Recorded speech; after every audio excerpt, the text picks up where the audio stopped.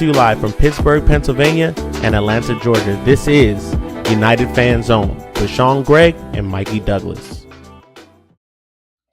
Welcome everybody to the United Fan Zone. I'm Sean Gregg, and this is my wonderful co-host, Mikey Douglas. How are you doing today? I'm tired, bro. I spent the night in the hospital with my wife. We are 9 months pregnant, waiting for our little boy to come, but it was a false alarm, and they sent us home, and I still had to go to work, so I'm gassed. How are you doing? I'm doing good. I'm doing good after the weekend, so finally got a win. I'm assuming, did Georgia get a win too? Barely. It's good.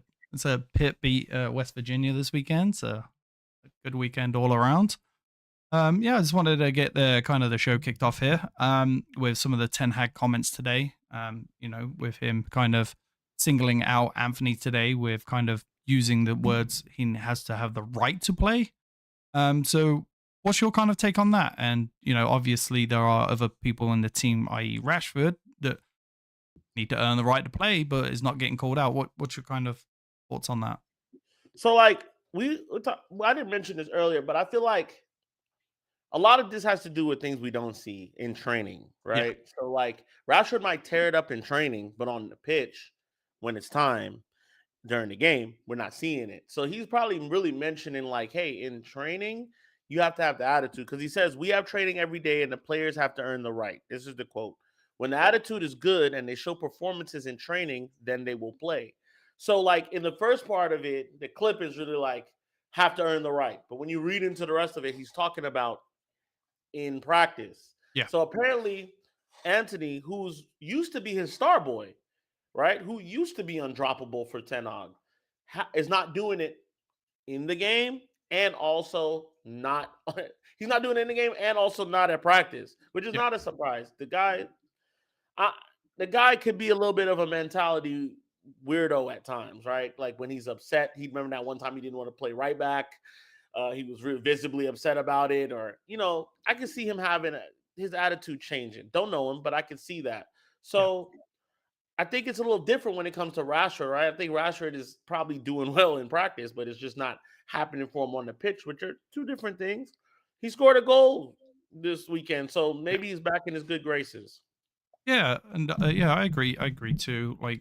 There's a lot of things that we don't see, obviously behind the scenes. So when we see kind of these comments coming out, we automatically kind of jump to kind of what I just said. Rashford isn't performing. So why is Rashford still on the field? Obviously, Rashford's performing behind the scenes, is doing well. So obviously he's going to get that, game time. Some of us don't agree with that, but at the end of the day, it is what it is. I believe again, it's that negative PR for Man United, isn't it? It's we have to rush to judgment. We have to go, Ten Hag's calling out his players and blah blah blah, and it's kind of what we're seeing. We're a little bit to blame too. I've been coming to this conclusion, and I don't mean us in particular, but us too, right? People who have these channels and talk about this stuff online.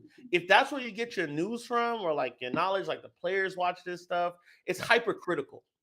And what being hypercritical does is adds another era of, I guess, just to say the same word, criticism. So now what could be a mundane, blah, blah, nothing topic is blown up.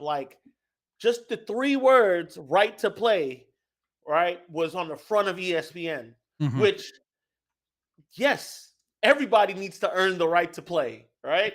He's not saying anything crazy, but just because it's us, and then we see it, it's oh, well, of course, and why, and and it's I don't know. Antony hasn't been performing. He needed a drop. Maybe he's not turning it up in practice. Maybe he is. I would like to see him against Barnsley. Yeah. No, I know you say you want to see him against Barnsley. I do. Tell these people what you said to me about who should play before we started the show for the Barnsley game. So the 3 main people that I think is kind of for me tomorrow is a must. Mm. It's Ugarte is a must. He needs to get minutes in. Obviously, Ten Hag's already said that. He didn't train much during the offseason. So that's a must for me. Rashford is a must because he needs to get goals behind it. You know, getting another goal tomorrow, that's 2 in a row, is just going to build his confidence. And then Zersky, I believe, should start too because, well, first off, we don't have another striker to go up there. But second of all, you know, he scored on his debut, but he's had a couple of misses. You know, he's doing well. He's had a couple of misses. A goal against a lower side could again build his confidence. Yeah. Everybody else for me, like, I don't think De Ligt should start. I don't think Martinez should start. They both were coming off cramps during midweek. I think they need a rest. And I think Mazraoui needs a rest too. You know, he's been thrown in the deep end. I think he needs a rest. Mind you, all 3 of those players were away on international duty too. They didn't get much preseason. All of them in my opinion, need to take this as a rest week. We got Palace at the weekend. So in my eyes, those 3 players are an absolute must. Everybody else, you know, I think Antony needs to play too. I think he should start. You know, let's get him some confidence. Let's see if he can start. You know, he told us at the beginning of the year we're going to see a different Antony. Well, we can't see a different Antony if he's not getting game time. So, you know, at the end of the day, like, I'm willing to give Antony another chance. I'm willing to give him at least till Christmas. If he's getting some game time, at least till Christmas. If he's still playing the way he did last year, let's look to move him on in either January on loan or at the end of the season. But I'm willing to give him a chance right now. Yeah, listen, I'm not one of those people that like hate. I don't hate Antony. I think my level of disappointment is on par with everybody else's, right? The wage bill, he never was going to I wonder sometimes when I'm just thinking about the game, it's like, do these guys do they get the yips? Like, because their wage is high? Like, oh, I got to live up to this wage bill that I've never gotten before. So do I need to change my game? Do I stop doing what I normally do? Or, you know, sometimes I wonder these things. Now, these are all things that are intangible, things that I can't really see or whatever the case may be. But I feel like he was never going to justify that wage. He never should have been on it. He shouldn't have had to deal with that kind of pressure. And he shouldn't have been as touted as he was. Because he wasn't worth that money. He wasn't worth that much attention.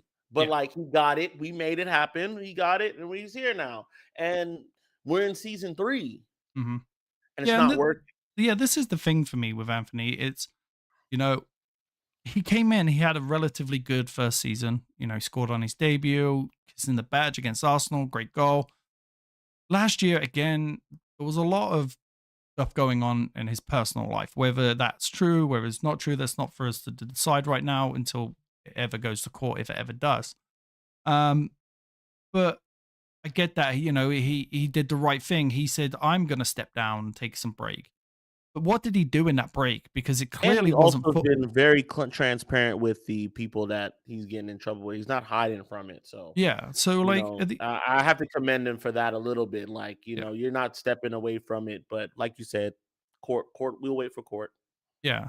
So for me, it's like, what did he do in that time off? The same as Sancho. Did you just go to LA and party, or what were you doing? Because it clearly wasn't football minded focused. You know, he came back from that a worse player. Now, I 100% believe there is a good player in Antony if he could stop. Who was I watching the other day? It'll come to me in a minute. And it was Cristiano Ronaldo. I don't know if you saw the interview with Rio Ferdinand. Rio asked him, when did you stop doing the showboating and start scoring goals? He goes, when I realized that it wasn't my focus anymore, I wanted to be a Ballon d'Or winner, so I stopped the showboating with the step overs all the time. Like, I continued to do them, but it wasn't as important to me anymore. Like, it was more important for me to score the goals, get my team to win. I like that from Ronaldo because it was like he grew up. Now, it's the time for Antony to start doing that too. Quit the showboating. We don't need to see you doing a 360 on top of a ball and then wonder why a player kicks you. Because you're being an ass. You know, like, quit the cutting in on the left. You know, I know you can. I watched some highlights of him in the area of Vizier going down the right, and cutting that ball in with right. So he can do it. Why, like, you're not, there's two reasons why he can't do that in the Premier League. One is he's just not cut out for the Premier League. They're just too good for him. Or two, you've lost the confidence, kind of like Rashford, where you need to figure out how to get it back. So, like, for me, it's like, which one is it? Like, we need to figure out soon if it's him just not good enough. Yeah, I think year 3, we just know what it is. He's a squad player. He's a squad player that you keep for games like this. You keep for Burnley. You keep for, Burnley. For Barnes, I'm doing what you did earlier. You keep for Barnsley. Hell, you keep for Burnley. You keep for Birmingham City. Like, teams who you'll play, like these kinds of teams, you'll keep them for those matches so you won't have to burn out a winger. That's gonna, because we're gonna play again. We're gonna be playing 2 games a week now. We're going into that 2 game a week thing. So, like, it's gonna be Tuesday and Sunday, or Thursday and Sunday, or it's gonna be that. And Antony's just gonna be the guy. Like, it's kind of like in basketball. Like, when a guy sucks, you tell him go out there and get 6 fouls, bro. We just need you to get 6 fouls. That's all we need. We just need you to go out there and not have an own goal. Have a good time out there, because it's a long season for us. But yeah, he got to earn the right to play. I like Ten Hag doing this. I like him coming out and saying it in the press. And this is why I don't care about press conferences now. Because he said this, and this is the right thing to say. This was the right thing to say, and people still made a deal about it. And I think Ten Hag knows this now. Ten Hag knows I can say the complete right thing to say, and people will make a deal of it and make a meal of it. And I can say the wrong thing to say, and they'll still trip. So it's like, I just say what I want. It doesn't really matter what I say to you. It just matters what I get out of these players, right? Like, I wouldn't have known this unless I looked it up and went and looked for it. But we, for some reason, us as Iron Robin can do it. Stop living in the past, Sanjeev. Iron Robin, and look, he made it work for him. That guy had one leg, and he was like, "No, I'm gonna make this work." But he was also very fast and very strong. So he put himself in the right position. And Iron Robin, no disrespect to Anthony, but Anthony's nowhere near on the level Iron Robin was. He's nowhere near on the level. Iron Robin was an incredible player, and there's someone I would, kind of wish I ever saw at Man United. But Anthony's not on that level. He's not on the level of Yannick Bolasie. Okay, so we don't have to worry about Iron Robin. That's a whole nother thing for him. But yeah, speaking of the interview with I'll touch on this for a second. Like we talked about it, I think it was the last show when we were talking about like players that we hated to see leave. Or we didn't like it. And like most people, and rightfully so, because the TV deals were lucrative at the time. So watch Cristiano Ronaldo is the biggest thing. They were mad about Cristiano Ronaldo's first leaving. I remember saying, I'm like, hey, his first time leaving, he kind of did the same thing he did when he left the last time. But he just didn't, introduce Piers Morgan in it. And this kind of always, when Ronaldo talks about the club, it's always this like shady business. Because like, he's not wrong in what he's saying, right? He's not wrong by saying they need a new facility. He's not wrong by saying, oh, I don't know where the coaching decision is going because I'm leaving and I really don't care now. But like, I don't think he's a real coach. Like, you can have your criticisms, but you don't do that on a couch with a celebrity or with a journalist. And that's the part where he loses me every time. It's like, dude, you could say this like how Zlatan did it. Zlatan said everything when he wasn't there anymore. And he said what he wanted to, and he still bigged up the side. And Ronaldo's doing the same thing, but it's always this little sly digs at the manager that I don't like. I don't like that. I don't think it's. I just don't. I don't respect it. So when he does that, it makes me look at him a certain way. And I like he's the greatest, bro. Like, I get it. He's one of the greatest players to ever play the sport. But it's also like, this is my club, bro. And you're not. You were a part of it for a long time, but you also complained about it and said you felt like you were being a slave here. You said that. You said multiple terrible things about this club just to leave. I don't think he didn't just at Man United, did it? At Juve too. He wanted out of Juve. He did the same thing at Real Madrid. Real Madrid didn't want to sell him. He did the same thing at Real Madrid to force his move out of Real Madrid. the difference is with those clubs is that like you got your start to catapult to those clubs from us. Yeah. Like you got good and you got your wage bill up to where it was off our back the first time. Yeah. You got more money later on for sure because Yeah. you're a great player. I'm not saying you would be nothing without Man United, but it's like we put you on that. You weren't going to do it at Everton. You No. weren't going to do it at Sporting. You did at Man United where it counts and where the world is watching, and then you just give us your ass to kiss every time, or you say To me, something those about the comments manager. were the same as that's like Blasphemy. me saying I love my wife and then going on TV and calling out our relationship. And Yeah, just telling her the house is dirty and she doesn't do the dishes. This is I exactly the love my same. wife, but damn, she can't make spaghetti, and I hate the way she raises our child. Yeah, that's exactly what he did. You know, so but moving on a little bit. Let's talk about the game this weekend. You want to give you a quick breakdown of the game? Yeah. So, um, I stayed home. I was not going to watch that game at 7 o'clock. Very tired. Glad I did. Um, 30 minutes. 30-minute Man United. That's what I call us now. Because it's either 30 minutes in either direction. It's either 30 minutes, we give you 30 minutes in the beginning and then we capitulate, or we capitulate in the first and then we turn it up in the rest of the game. Right. So dibbling, giving Delo an absolute issue on his It side was. of the pitch. Giving him the hardest time. That was probably that first 30 minutes was the worst I've seen Delo play in a long time, and he's been Yeah. pretty good for us, Yeah. right? No cohesion, keeping the ball, panicking, nothing going forward, nothing really, not chaining plays together, not linking up together, just looking disjointed as hell. Yeah. Give away a penalty. Onana comes in, it's a shit penalty to start. The worst penalty, but you got to guess right. You got to save it. He does that, changes the game. That kick, that gave them a kick up the ass, like, yo, look, we might lose this. We might need to Yeah. really. And I think that's when they needed that. And I hate to say that because it's like we're kind of babying them. We're like, oh, they needed this for it to happen. It's like you shouldn't need that. No. But sometimes it's like that. That's just the hard truth of the game is that sometimes you need to go down a goal to wake up. Yeah. No, I actually, 100% agree. Like that first 30 minutes for me was absolutely atrocious. I text you guys like I haven't been like this before, but I'm close to being Ten Hag out here. Like I was just mind boggles at the tactics.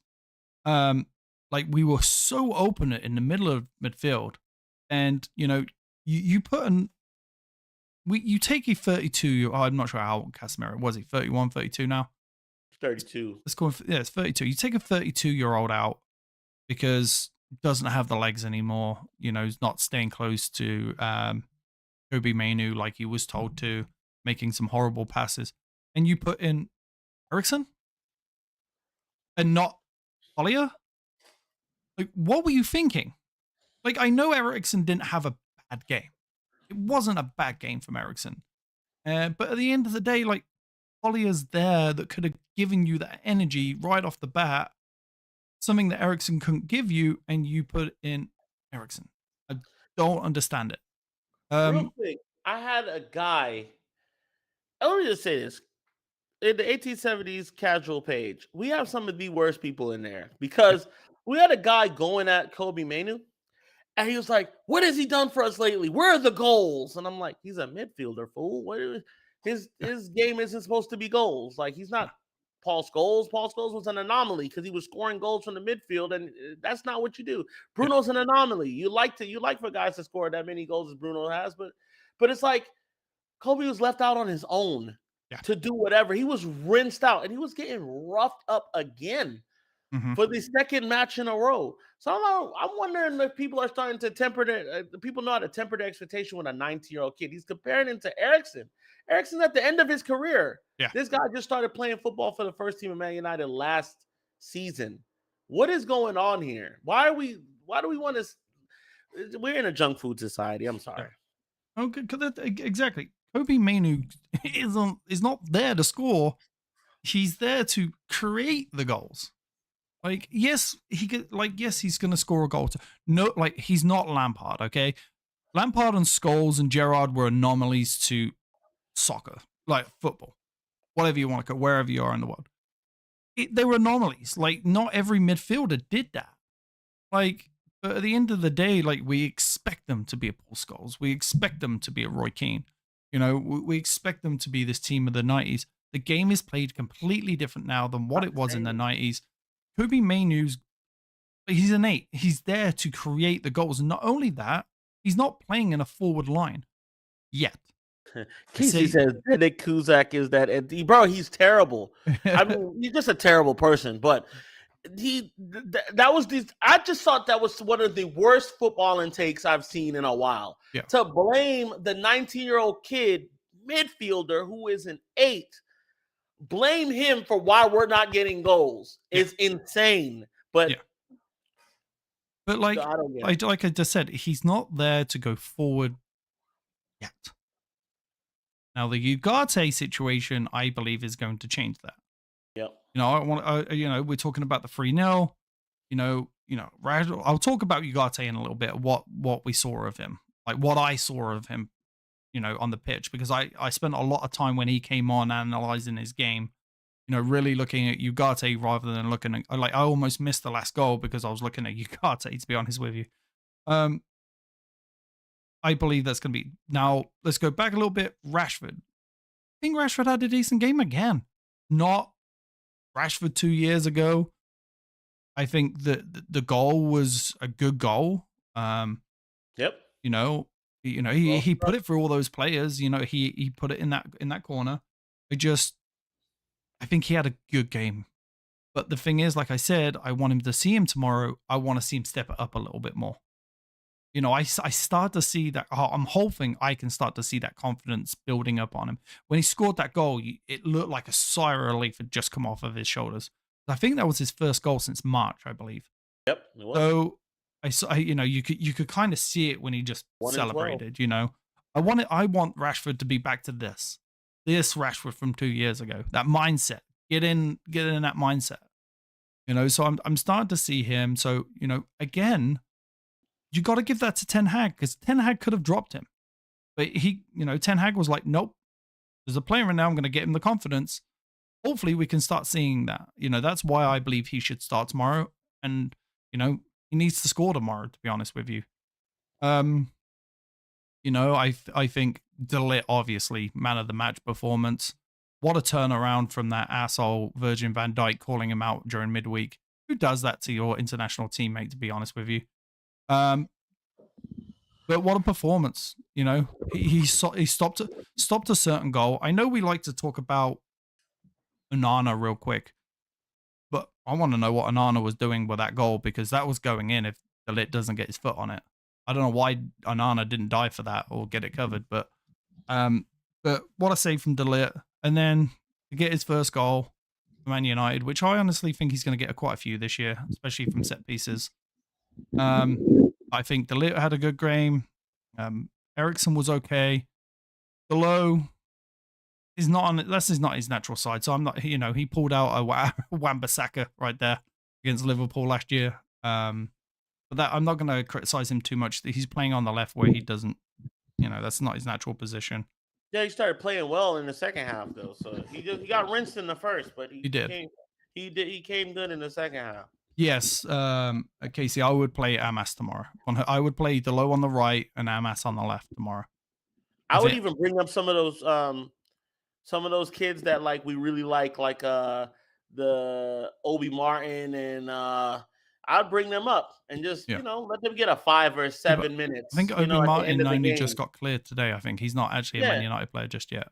Let's but like, you know, give what's the other guy that what you call it talks about him all the time? The new midfielder we just signed?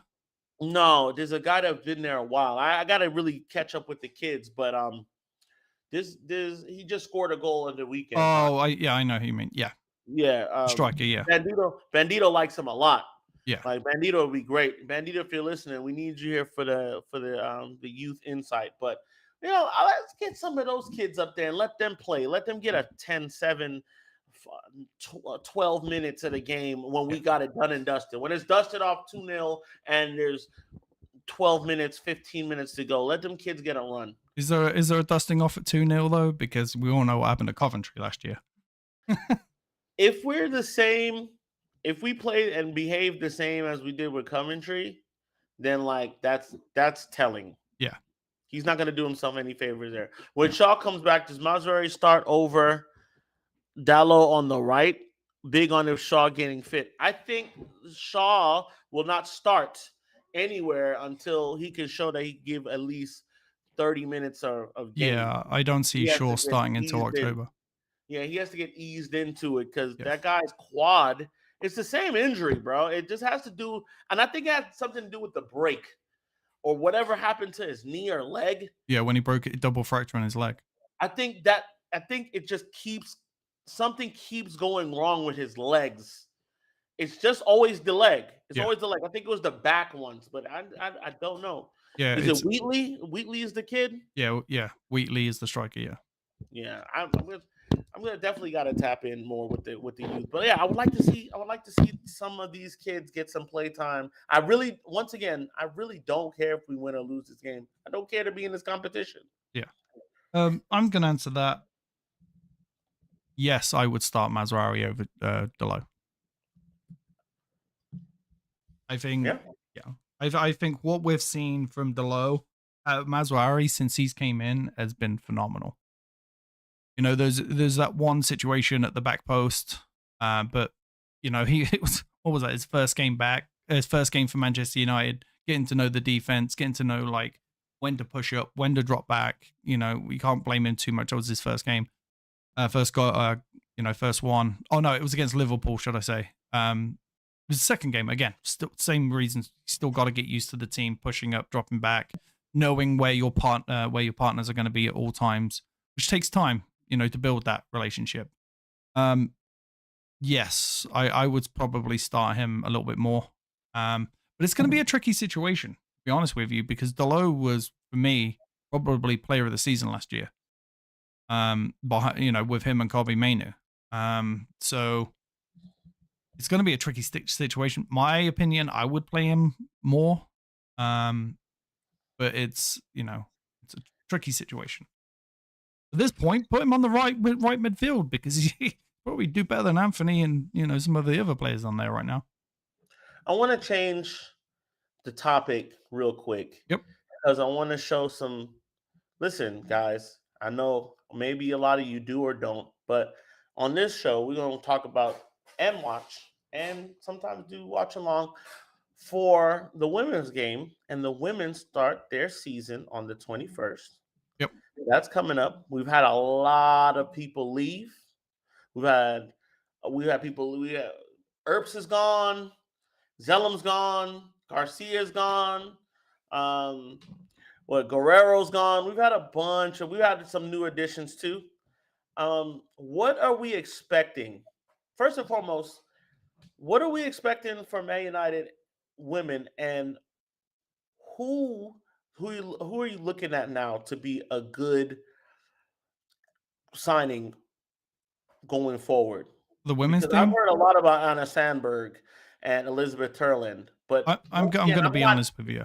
I'm not into watching it a lot on the other side. I just know who I liked a lot. Who's gone now is Nikita Paris. Yes, Lil Keats, she's a baller, and I wasn't happy when what's her name's sister went to damn Chelsea. I did not like that. I thought she could play too.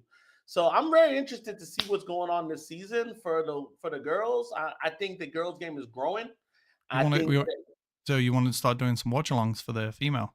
I want to do some watch-alongs. I want to do some watch-alongs with the gal them for the female game. I want to bring on some girls that we're going to talk about the games too. Because I think they play very well. They play a style of football that I think Man United men could fucking look at and say, maybe we should try this. Maybe they need to talk to the coach and come together and figure it out for our side, because we don't do it.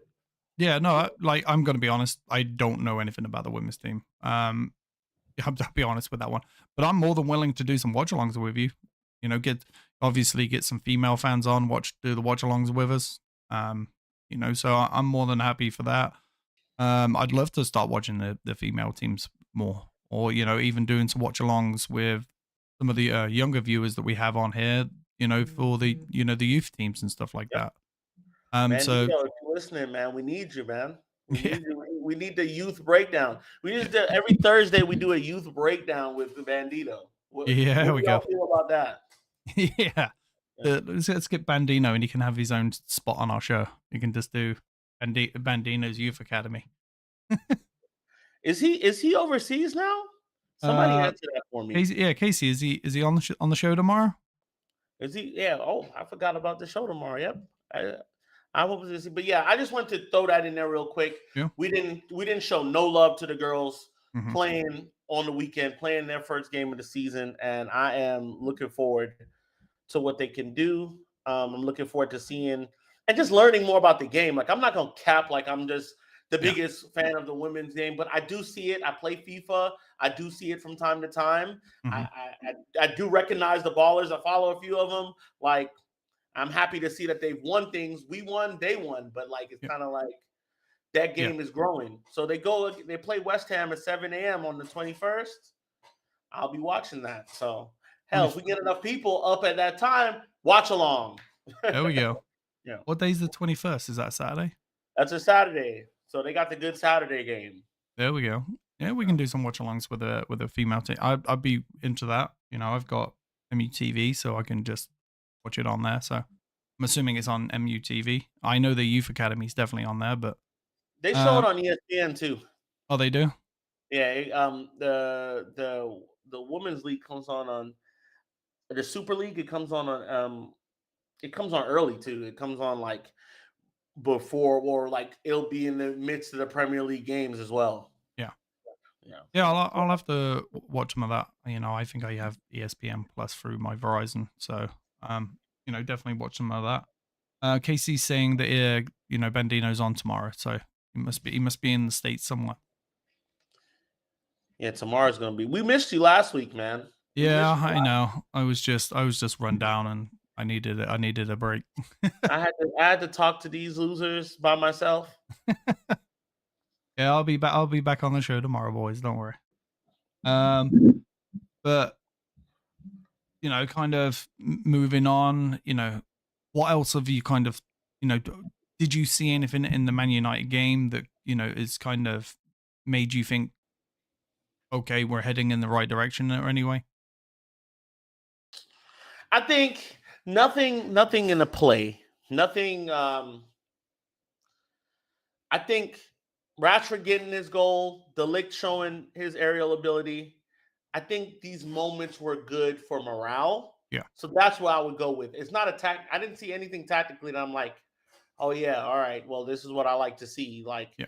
I want to see goals for sure. Like, I want people to have attempts. I want it to be, but the players that scored, love to see it. Love to see Garnacho score coming off the bench. Dallo giving him the ball on a plate, score that. Yeah. Love to see Rashford hitting it far and being ruthless. Love that. Love that nice pass from Casemiro too.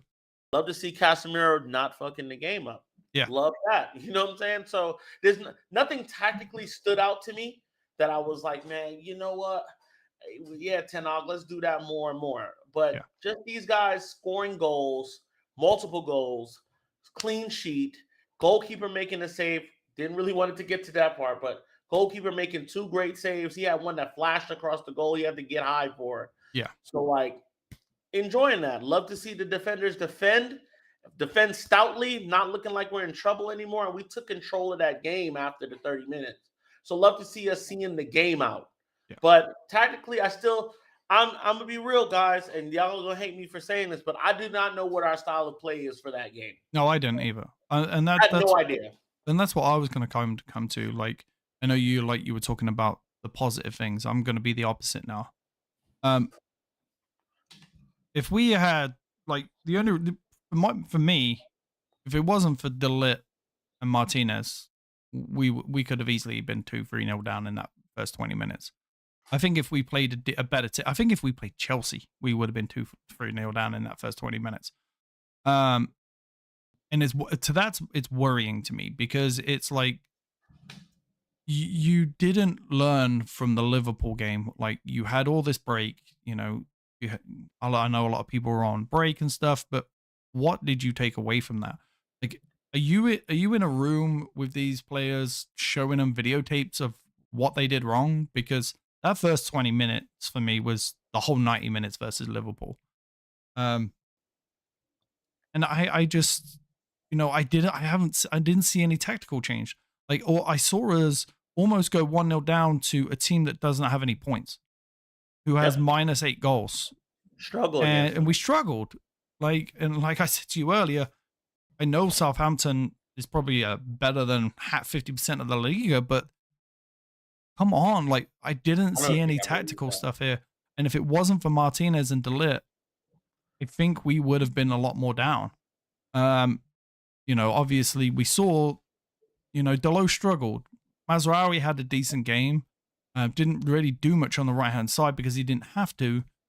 But we kind of need that Ugarte, and that's going to kind of touch me into the next point is what I saw from Ugarte. Other than there was one part where he got Laligag in on the ball and the player came from behind and took it off of him.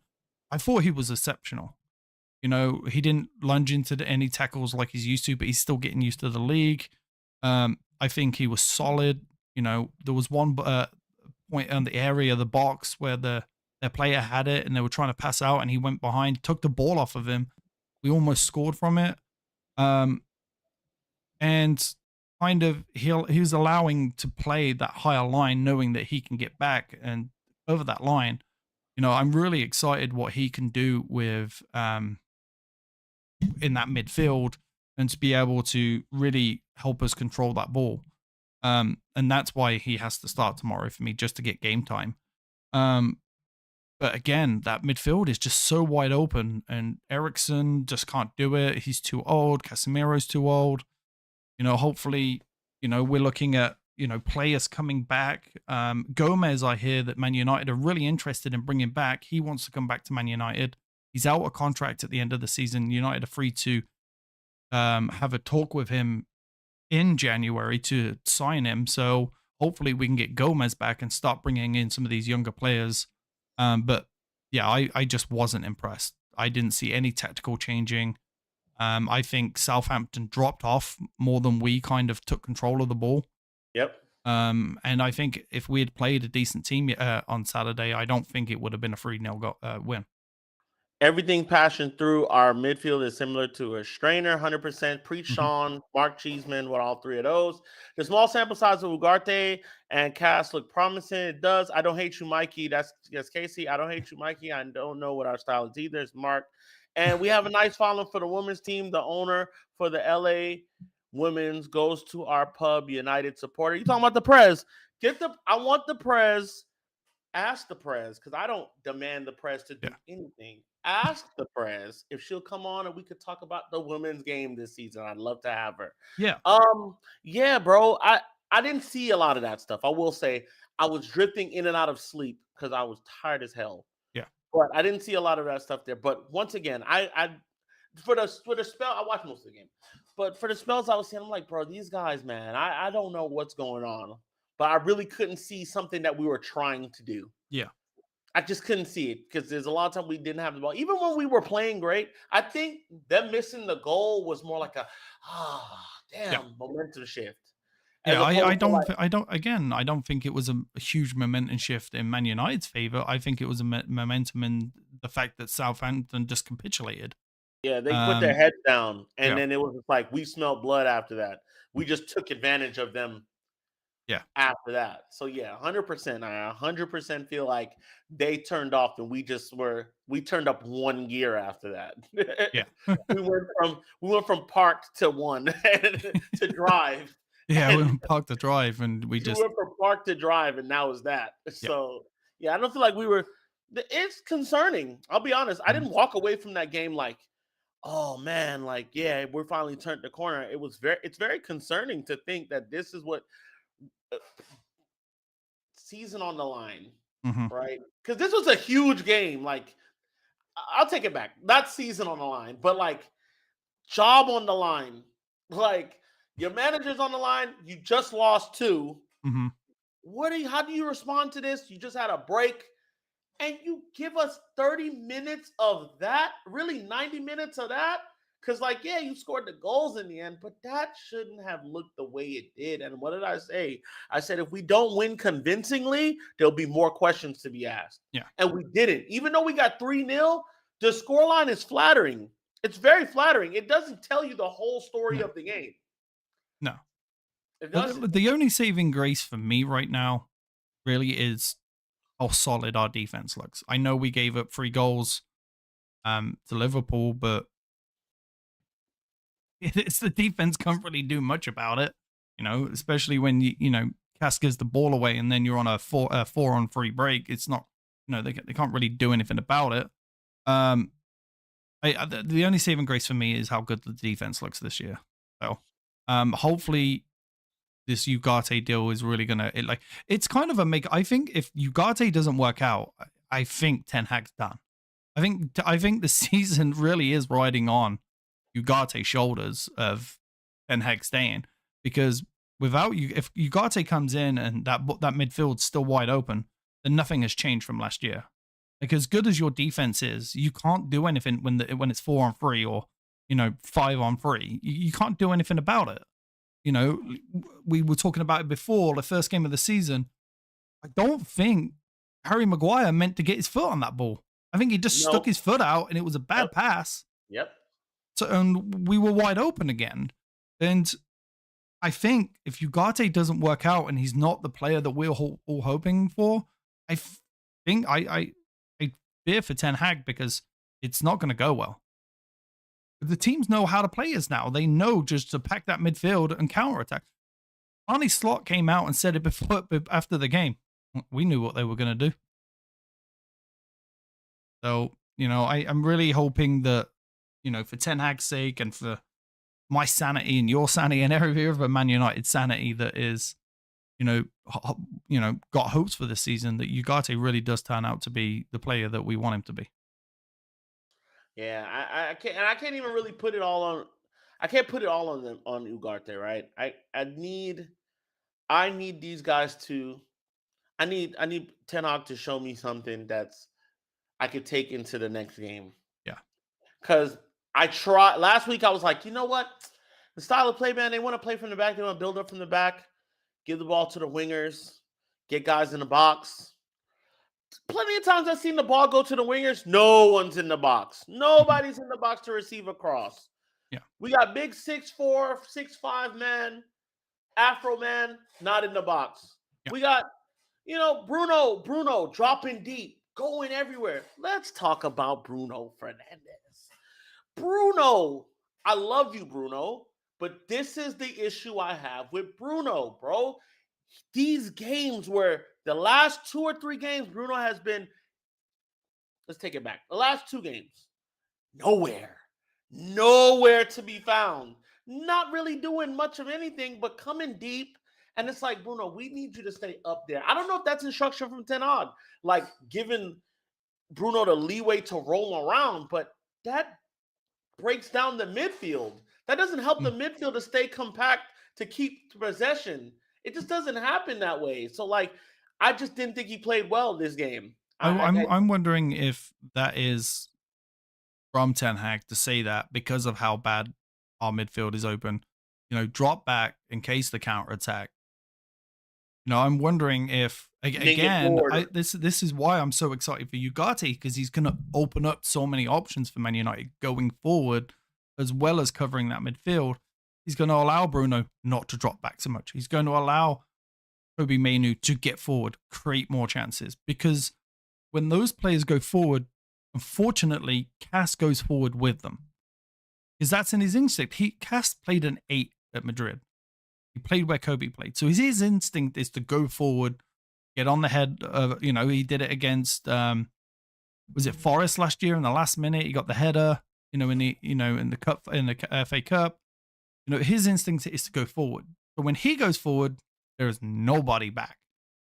So I think that allowing that, that Ugarte to kind of stay back. Obviously, we saw him on the edge of the box, but just kind of have that communication.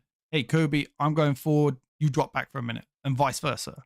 Having that ability to kind of talk, or if having the legs to be able to get back and help the defense is going to be a big opener for Bruno. Because that's what I think. I think it's kind of instructions. Hey, don't go as far forward, drop back because we need help in midfield. And then I think with the Ugarte signing now coming in, I think it's going to give him a lot more freedom and express himself like how he used to when he first started for Man United. Because when he first, up until 2 years ago, that boy was incredible. Like the goals that he would come from him, just everything was incredible from him. And I think in the last couple of years, the ability to not have any confidence what's behind him has really said to him, hey, I need to step back a little bit. I'm looking at you, Bruno. There's 2 games now that you've been a non-factor. Mm-hmm. I'm okay with it happening every He once did set in a up the while. goal, though. It's the thing is, it's like I'm okay with that, right? Like your moment where you set up a goal and we end up doing something, but it's like I need consistent play throughout the game, Yeah. right? But I can't blame you too much because everybody was bad, and I think that's where we get to shield Bruno a little bit. But I think it starts and stops with I think Bruno is our best player. Yeah. By far, he's our best player. We've seen what we look like without Bruno Fernandes. We've seen it. Yeah. Bruno Fernandes. We've seen what we look like without him, bro. It's not a pretty sight. He's the talisman that makes this thing. He makes this clock tick, man. Pause. Yeah. But when he capitulates, the whole team can't. Well, yeah, he's the captain. You're looking at your team captain capitulate, and kind of send you in the down. It's like Roy Keane would never capitulate like that. He was that tough man, and hopefully you got taken. He had bad games. He had bad games. He Roy did. Keane wasn't a 10 out of 10 every game. Yeah, but they had other guys on that team that could step up. That could say, "All right, who is our vice captain? Is it Martinez? I don't know. Is it Maguire still? I don't know who it is. Casey Gale was saying, I heard Ugarte wasn't even an Eric Ten Hag signing. Ineos wanted him because Eric Ten Hag did not want to let Scotty go. That's scary. If Eric Ten Hag said he did not want to let McTominay go, that is scary. Mm-hmm. That is scary rhetoric, bro. Because you didn't want to let go of that was money for us to get other players, bro. Yeah. So you saw some value in this kid to keep us from getting the money to get someone else to fix our midfield. Scary to hear. Yeah, that is scary. And not only that, I don't care if he doesn't want him. To be honest with you, because clearly Jason Wilcox saw something in the Champions League final, made Ten Hag change it, and we won. You wanted Antony. He wanted Anthony. You wanted Antony. You got Antony. Sometimes what you want don't matter. Exactly. And I really don't care if that's something he wanted. It's something that in my eyes he needed.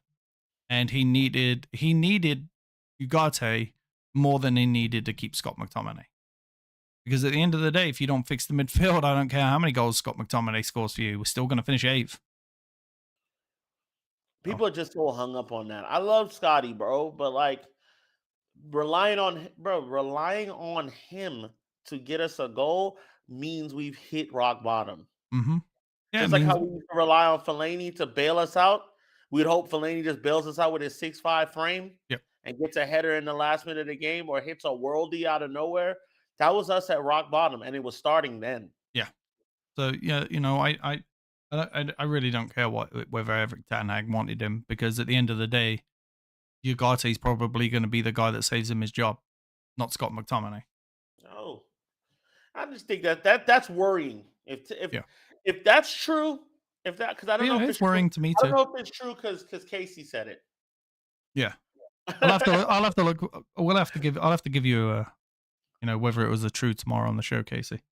Yeah, you gotta listen. You gotta scrutinize everything Casey says. That guy's out there. Mm-hmm. But no, yeah, man. That's scary to think. Ten Hag. We're just messing, Casey. You don't want Ugarte. Who are you? Yo, Don't make me mad, Ten Hag, bro.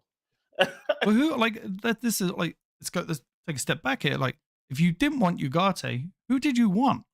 Oh, Sanjeev says, did Artie know what Forest were going to do? That's funny. Bigger Forest. Because to be honest, that game was a basketball match, bro. That game that could have went anywhere. They did not play their best game. But that's scary to see that Forest can figure it out. This big Liverpool team that I even myself was like, they're a good side. They've inherited and all this other stuff. Man United couldn't figure them out for nothing and got pammed. Yeah. But let's not forget Forest. Forest beat them last year too. they might have their number. It might be a Brighton thing. Yeah, that's what I said to my buddy who's a Liverpool fan. I was like, you probably got a Brighton situation. You're probably just going to lose to Forest from now on. Every team has their team they lose to. Like City's is Spurs. Yeah. Like Spurs do them in every so often. You know what I'm saying? But then like for Spurs, it's Arsenal now. Yeah. Well, Arteta was the first Arsenal manager to win at Spurs 3 years in a row. At Spurs. That game was hilarious, bro. Yeah. I'm not gonna lie. They broke the record. Was it? No, it was the Chelsea game that broke the record for the most yellow cards in a game in the Premier League. It was 8, right? Yeah, it was insane. Yeah. Ring the goddamn bell. throw the towel. Stop the count. Throw the damn towel. Yeah, that game was terrible. That was Spurs let them. I mean, Arsenal let them have the ball without their two best midfielders. They let them have the ball and said, "All right, 36% possession. Cool, we'll take this." Yep. Arsenal also has like the most headers of any team in the last 2 years. The most set piece goals. That's what I mean to say. This week was the most yellow cards given ever for the Premier League. 63 yellow cards. And in one game, it was 8. Dude, like I want let's talk about the Bruno yellow card. Bruno, Harry Maguire got yellow carded 30 seconds after he came on. Bruno got a yellow card for kicking the ball away when it clearly he didn't hear the whistle either. No, that's what I mean. Yeah, the refs are soft. So and they were told not to give yellow cards like this season, but it's kind of like, hey, we're just in last season mode. But it is what it is with these referees. Tomorrow, so one of the other things we want to talk about, Thursdays we are back to our shows starting next week, or probably next week or this week, Mikey. Next week, because I think it's the Europa's next week. Yeah, the Europa's. Yeah, we got a game tomorrow. But we'll talk about that on those casuals. Yeah, we can talk about that on those casuals. All right, Thursday we'll just do the half-hour show, and then starting next week, obviously with the 2 games in midweek, we'll be starting the Thursday show. Again, yeah, some exciting things coming this way. Let's definitely work on getting maybe even a third member just for the females. Whether she wants to do the show on her own or with one of us. Definitely having that ability to look at the females. We talked to Beto, see if he wants to do some youth shows. I got an idea. I want to do like an op view, like on the day we have like Man United City. We get a City fan on. Get a City fan? I know like a real City fan on. Like I know a guy that's actually a City fan. Like hang on a minute. That's from Manchester. He's from Manchester. Does that mean but it doesn't mean he can have an opinion though.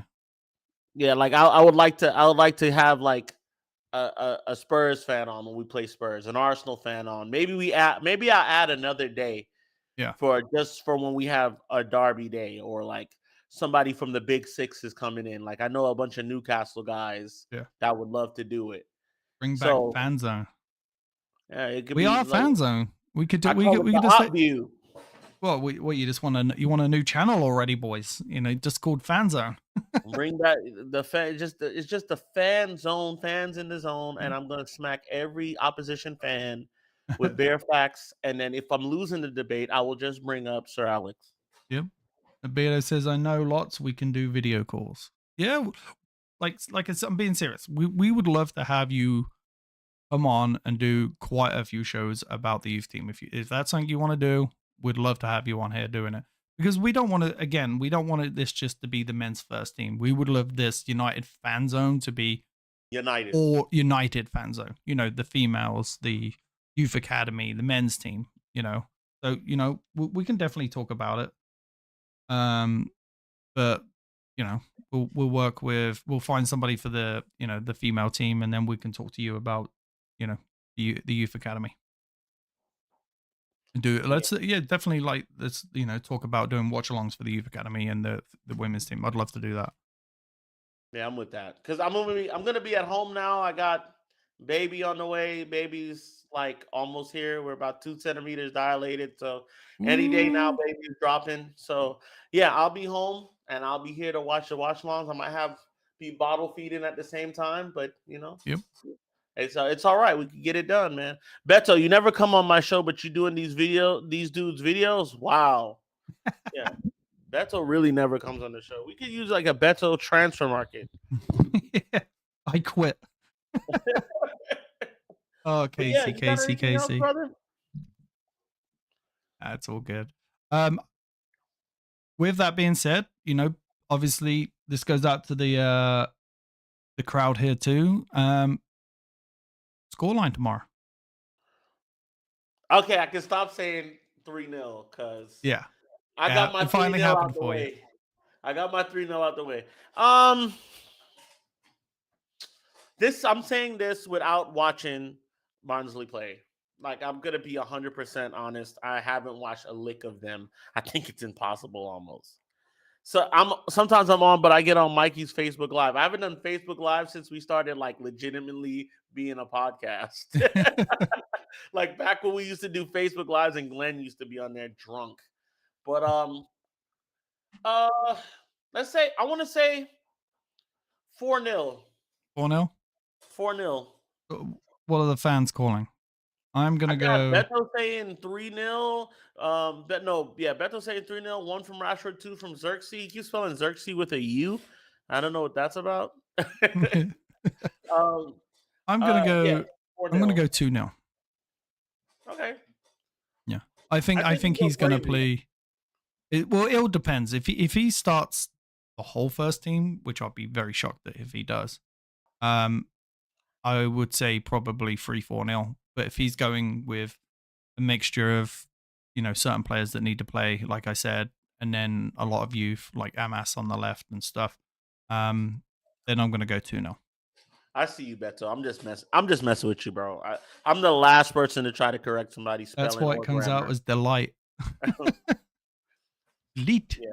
Delete. It is weird. It looks weird just to see delict. It looks weird. I always automatically say light too, or spell it. Yeah.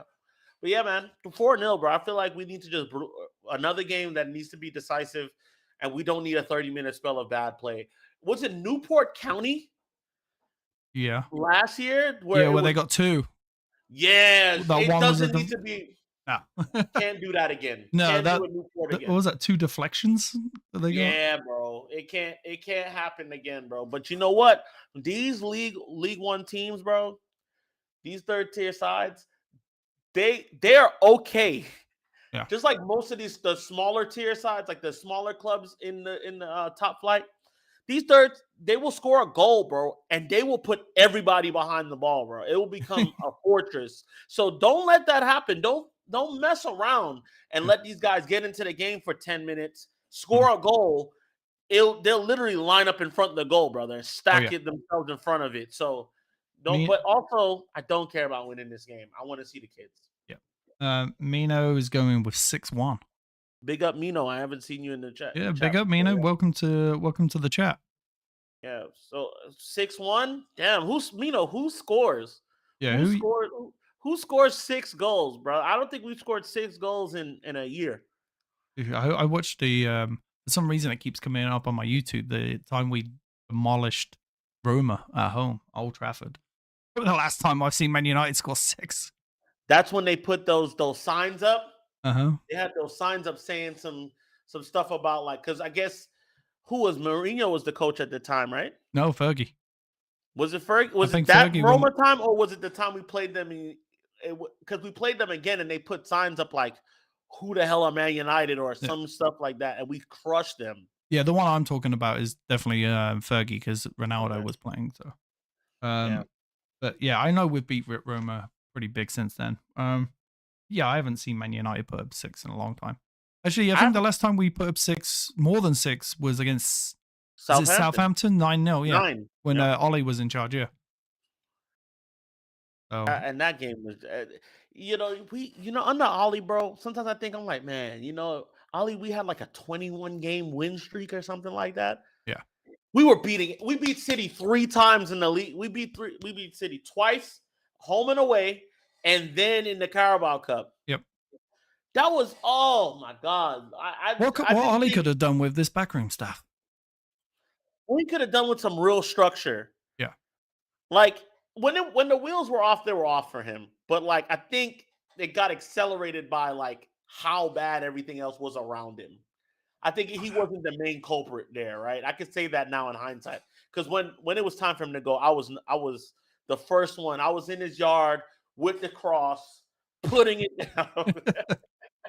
I was the first one putting the poop in his mailbox. Let's just say that. If we had Ollie now, we would be unbeatable. Mind you, if we had Ollie now, I don't think we would have. We wouldn't have Martinez. We wouldn't have the Lit. We certainly wouldn't have. We certainly wouldn't have Anthony. If we had Ollie now with the support and Ineos, I think maybe, because I think the guy had it right. He got it right a lot. The only thing that worried me with Ollie was his favorites. Like he would always play McFred. No matter what, McFred and Maguire. Like I get Maguire now, I give him huge credit because he came back, was like, look, I'm going to be a different player. He's great for Man United. He's going to be great off the bench this year. I honestly think that he's going to go at the end of this year. Because I think we're going to get another younger centre back in the summertime. Want to bring through like Lenny Yoro. But that McFred really beat him up. And I know people always, he finished second. Yeah, well, the Lakers won during COVID too, so I had such high hopes for Fred because I would have rather have kept Fred than McTominay. For sure, we messed up with Fred. Would do good right now. You watch him score a brace against Man United. Oh my God! And you know what? I'll stand and clap. Yep. I'll stand and clap because I'll be like, you know what, bro? I rated you when you was here just for your work rate alone. And like, granted, there was times where he would show that he was Brazilian, right? But the time where he was with Shakhtar Donetsk and they played City in the Champions League, and that was the reason we signed him. His game against City, how crisp he was, he really sold us there. Yeah, he sold us a Fred that never became who we thought he would be, but. Yeah, definitely. 100%. When Fred left, I was like, why are we selling him? Yeah. But yeah, and like, again, though, going back to the beginning of our show, was McTominay showing something in the training that we didn't see? Yep. That's also true. It must have been because Mourinho loved him, Ollie loved him, like everyone loved him. He's probably one of those guys that like, come on, guys, let's go. And stays late and comes early and all that other stuff. You know what I'm saying? Like, so he's we've all played with a player like that. That's like, he's the coach's favorite because he does everything right on practice, but he ain't really that good. No. He's not that fire. He just listens and he's a team leader and he's vocal and like he keeps himself available and he's gonna beat you to the gym. He's there at 7:00. And then he's going to beat you leaving the place. Like, I think that's what McTominay is. He's just a really good squad player that gets along great with all the guys. He's a constant professional, but like, he ain't really nothing in that midfield position. Yeah, no, I agree with that, and let's see what he does in the Italian league. So yeah, good luck to him, bro. Good luck to him. I hope he does well in the Italian league. I'm hoping he tears it up. I want him to tear it up. I'll be looking at Napoli a little bit closer now. I don't hate the guy. I just didn't like how he played for us, but I have no ill will towards that young man. God bless you, and I hope you score a lot, and I hope you don't score when you come to Old Trafford. Well, with that being said, glory, glory, Man United, and let's hope we get the win tomorrow. Hey, Atlanta is playing tonight. Pray for me because I will be watching that game. And who are they playing? They're playing the Eagles. Oh boy! Oh boy! Oh God! But yeah, good night, everybody. Thank you for joining us once again. Hit the like button on your way out. Hit the subscribe button on your way out. Hit the bell button on your way out. Share this with your friends. Share this online. Share this with whoever. And hey, if you want to come on, we love to have you, man. Until next time, this has been a United Fan Zone. And we'll Up see you. the Reds. Go Dogs. See you on Thursday. Bye. Yes, people, what's happening with the main man here? Make sure you're subscribing to the United Fan Zone for your Man United content. Thanks, stuff. Thanks, buddy.